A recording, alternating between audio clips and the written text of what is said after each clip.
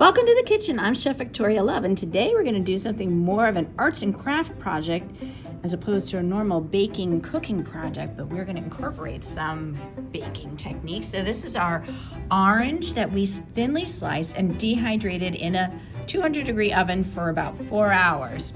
And we're using those in our fire starter candles that we have made to give as Christmas gifts for our teachers and paraprofessionals at our school this year. Please click like and subscribe so we can bring you more recipes. Thank you. We also are incorporating some cinnamon sticks, pine cones, acorns, baby pine cones, and we're making them in a muffin tin. So here are all our supplies. You need cinnamon sticks. And then these are things we found in the woods, some pine cones, acorns, even some horse chestnuts, and you can put those in as well. And I'm just using regular string, and that what we do is we dip it in our wax to make the wick and then cut it. And you don't want it too close to the pine cone. You want to be able to light it, and then this is good for helping to make your fireplace light quickly and give it some fragrance for the holidays. So over here we've got our pot, and I didn't have a large tin can, so I actually have to use the glass container that this candle came in. I already melted some of it in the bottom to make the first batch. And what you can do is also recycle the wick. So you can pull this out. Let's see if this one will come out. All right, so I'm gonna have to melt that more, but this one did. So I can put this into one of my starters and use them up. And I had a red candle and a white candle, and I'm melting it down, and I'm using sort of like a double boiler, but because this is glass, I have it on very, very low heat because we don't want the glass to break. So this is hot, so just be careful.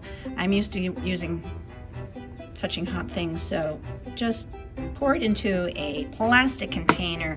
And this is good because even if it starts to set up, you can put it in the microwave and help melt it down.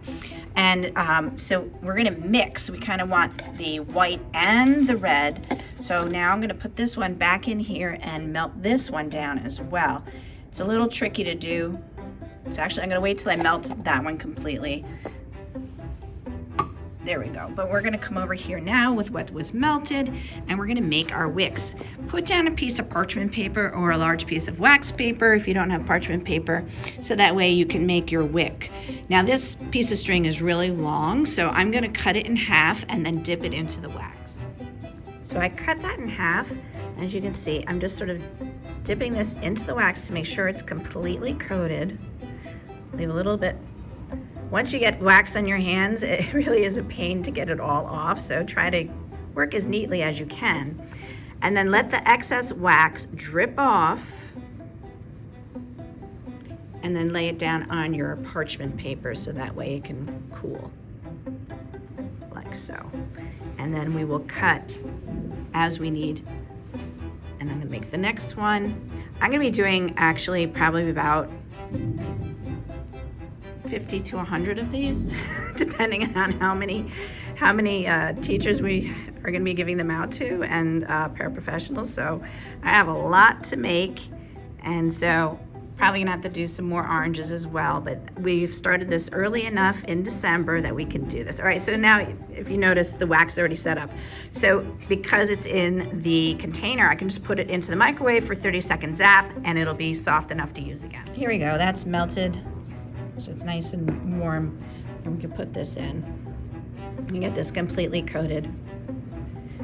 You want a string that will burn, so if you don't have this sort of hemp style string, you can get on Amazon actual wicks that you could use. I'm trying to use up all recycled or found objects to show our students how that they can make something nice for somebody and have it not really cost too much money.